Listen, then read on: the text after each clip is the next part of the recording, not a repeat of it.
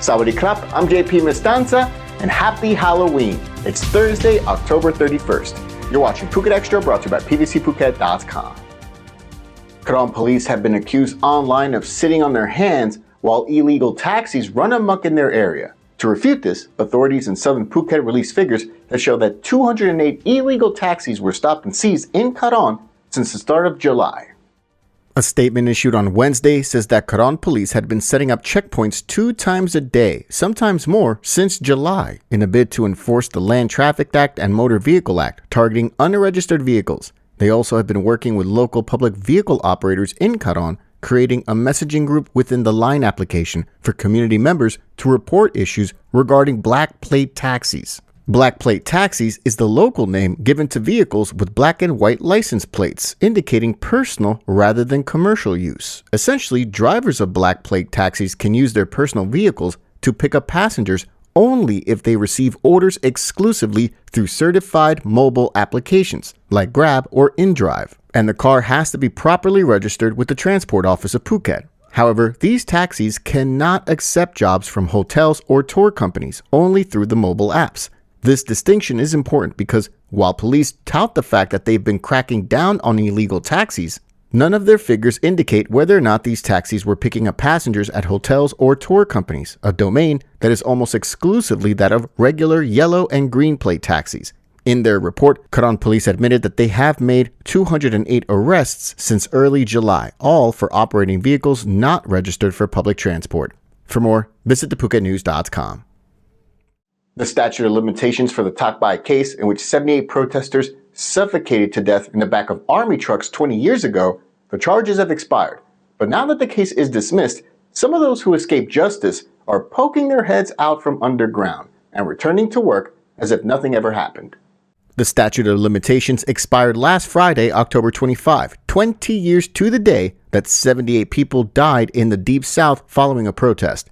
On Monday, October 28th, one of those who was charged over the mass deaths but never appeared before court, he returned to work as a district assistant chief at the Ta Uten district office in Nakhon Phanom province. That man, Wisanu Loet Songkram, is the first accused of those deaths to reappear in public after the case is expired. He was one of about 16 people total who were charged and set to be arraigned in Pattani Provincial Court over the deaths that took place 20 years ago. A list that includes military personnel of all ranks, local police, local officials, and even the governor of Narathiwat province at the time. State prosecutors said that Mr. Wisanu was a soldier who drove one of the trucks that took detained protesters from a rally site in front of Tak Bai police station to an army camp in neighboring Pattani province, about 150 kilometers away, on October 2004. The arrested men were tied up and stacked horizontally in the back of the trucks. And 78 protesters died of suffocation during the long, slow drive. He returned to work on Monday and explained that he'd been on sick leave since October 15. In response to a flurry of queries over the matter, the head of the Interior Ministry, Anutin Chamirakun, says that his office has called on the Nakhon Phanom Provincial Administration to explain why an assistant district chief was allowed to go on leave even though he faced charges in the Tak Bai extrajudicial killings case. They have 15 days to answer. For more, visit thephuket.news.com.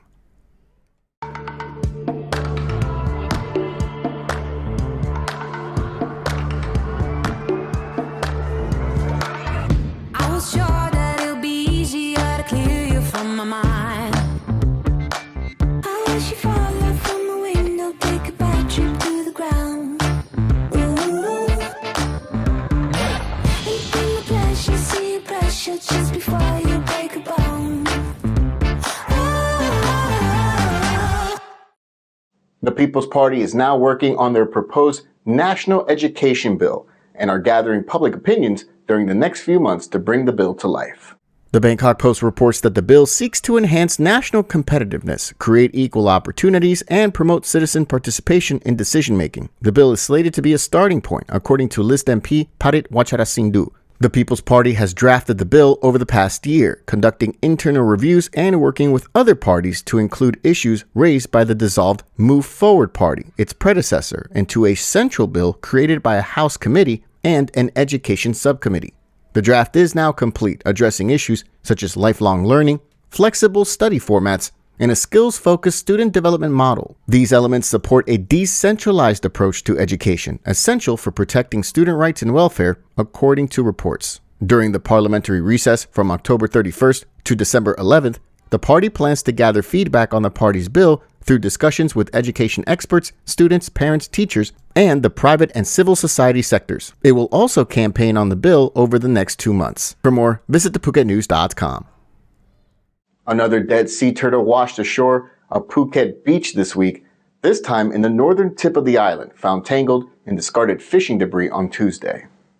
The discovery on Tuesday saw officials call in marine experts from the Andaman Sea Coastal Marine Resources Research Center in Cape Panwa to investigate. The turtle was identified as a juvenile olive ridley turtle, weighing about 3 kilograms with a shell just 35 centimeters wide and 32 centimeters long.